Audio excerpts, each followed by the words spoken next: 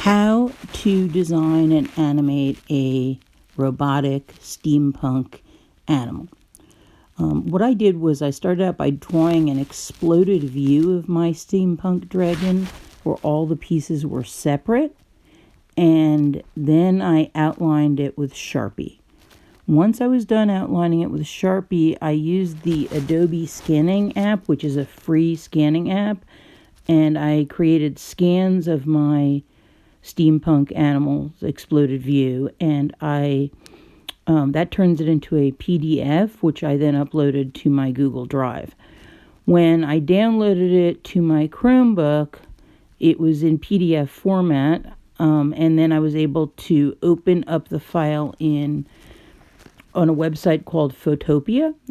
If you're going to use the Photopea website, you need to create an account, and you do not need to buy anything. You don't need to purchase anything. There's going to be an ad that pops up. Just ignore it. You just want to create an account using your Google account or your school email account.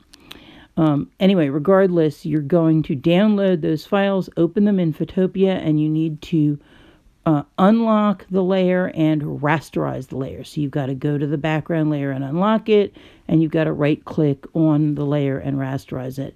You're going to select all, edit, select all, copy, and paste all the images into a brand new document. That's the only way to turn it from a PDF to a Photoshop document, is to paste it into a brand new file. And I'm actually going to flatten this file, and I'm going to erase anything I don't need. So you see that there's some edges there around one of the documents.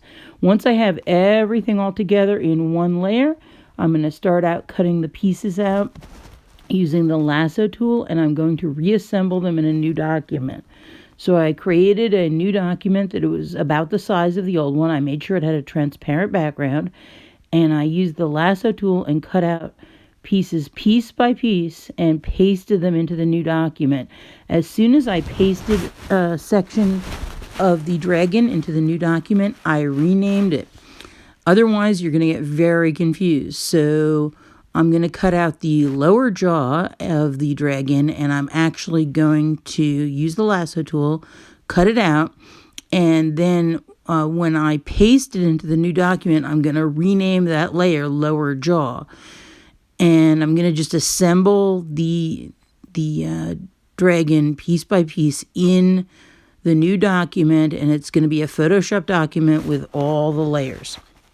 So I cut, and then I paste, and then I rename, and then I position. So right now it's called background. I unlocked it, and I'm renaming it lower jaw. And now I go back to my other document, and I'm going to cut out the upper jaw, and then I'm going to position them and overlap them, and then I'm going to name it in the new document upper jaw. The other thing you can do with layers is you can figure out which ones you want on top and which ones you want on the bottom, so the overlapping looks realistic. So I'm going to cut. I'm going to go over to my other document. I'm going to paste. I'm going to reposition, and I actually want my lower jaw above my upper jaw because I want to see that hinge. So I'm going to just rearrange the layers, and now it's in the correct order so that I can overlap. And now I've named it upper jaw, and I'm just going to toggle back and forth. You can also do edit, transform, rotate to change the position of things. And in this way, I'm going to just continue to assemble my animal. I'm not going to waste a lot of your time because now that you understand the process, I'm just going to skip to the next part.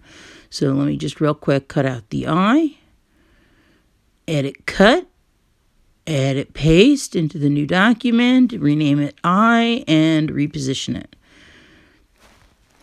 So once I have assembled my complete dragon with all the layers, now I can start to think about animating it.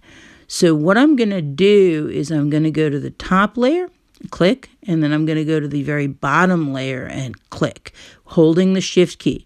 And that will select all the layers. So I go to the top, I click, I go to the very bottomest bottom layer and click.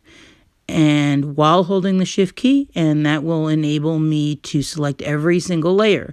Now I'm going to use the rectangular marquee tool. I'm going to drag it over my dragon, and I'm going to hit edit, copy merged, and that will copy all the layers at once. So it's edit, copy merged. And then I'm going to go over to, I'm going to create a brand new document just for my stack of different dragons, and I'm going to paste it in there. So I've already created a few dragons, as you could see, in slightly different positions. I paste it on that stack of all slightly different dragons. I reposition it. I go back to my document that has all the layers of all the different parts of the animal, and I'm going to go to one of the gears, and I'm going to do edit, transform, rotate. I'm going to go to the other back leg gear, edit, transform, rotate, turn the wheel slightly, and then click on the top layer, hold the shift key down, click on the bottom layer, copy, edit, copy, merged, edit, paste. So I'm creating a stack of these dragons that are all lined up with each other, but each one is slightly different.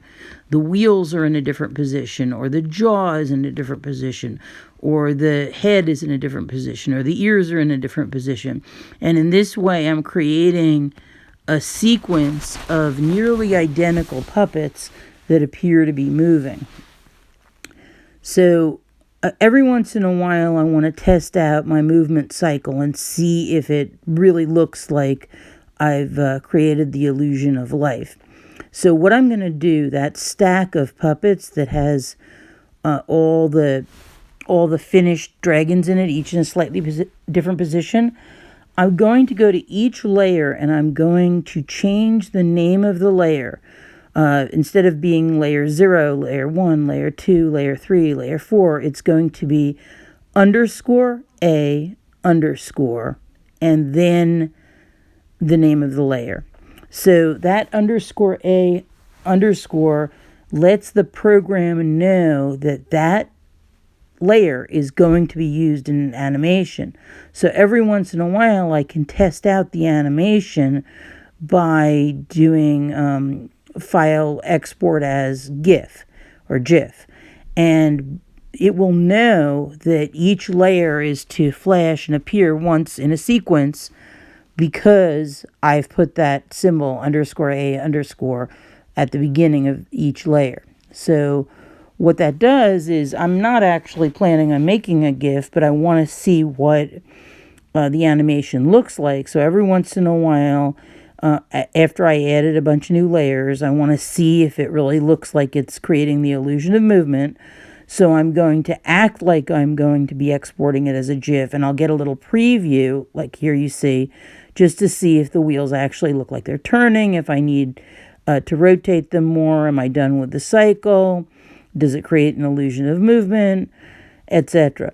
So it's very useful to do that. And by the way, you can also at the end export a GIF, even though ultimately our goal is to create a little movie in MP4. So I'm going to continue doing that, continue moving my different parts of my animal. Anything I want to move, I just do edit, transform, rotate. I can open and close the mouth, move the ears, change the eye, spin the wheels, rotate the tail, do anything I want to create a movement sequence on this animal. So right now I'm rearranging the ears, doing anything I can to make it look more expressive. I'm curling the tail differently, etc. And frankly, I'm almost done. Once I have all my layers in my new document, I'm going to have to think about exporting this in such a way that I can come back and use it again or work on it later.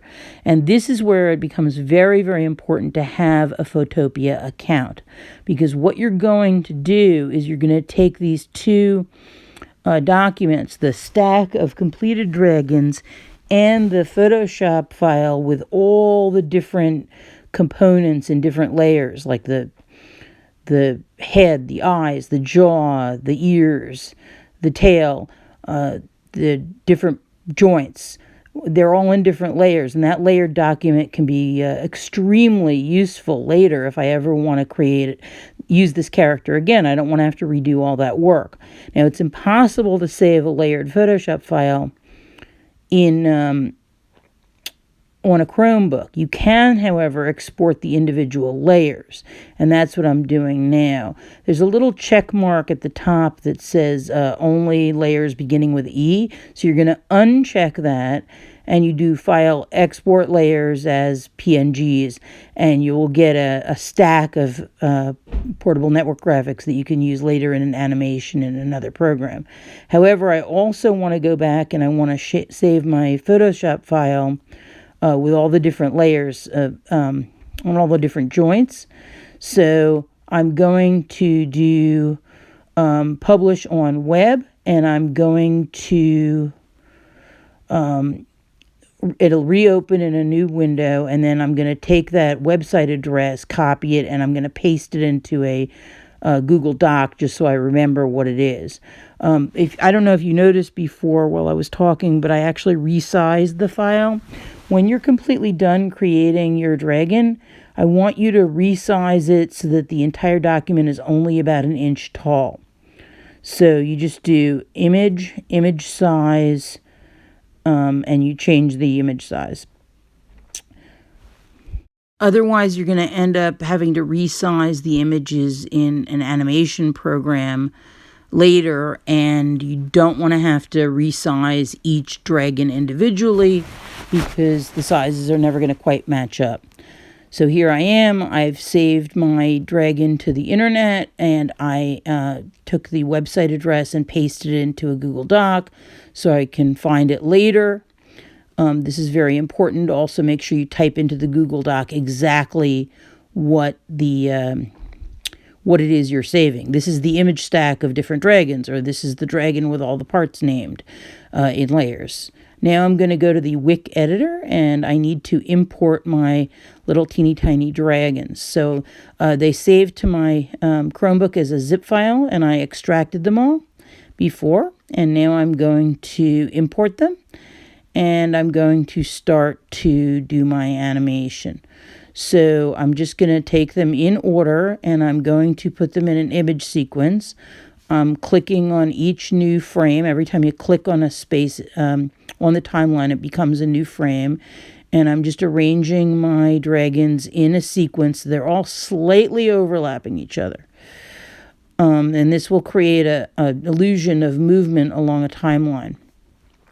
Now, what I'm going to do is I'm actually going to create a new layer underneath it, and I'm going to bring in the person that I created yesterday, and I'm going to import those files, and I'm going to, on the layer just below the dragon, make it look like the dragon is chasing the man. So the dragon's in one layer and the man is in another layer. And I'm going to continue the sequence. I may need to rearrange the dragon somewhat so that it looks like the man and the man is being chased by the dragon. The last thing that I did before I exported this video is I brought in a background. Ultimately, I didn't like the background. It made the details on the dragon very hard to see, and it actually distracted from the story, but I did it, so I'm going to show you how I did it. So I brought it into the asset library, and I created a third layer underneath the man and underneath the dragon, and I dragged in the file. Ultimately, I did decide that I was going to export the MP4 without the background because I think it looked more interesting. But that's the finished project.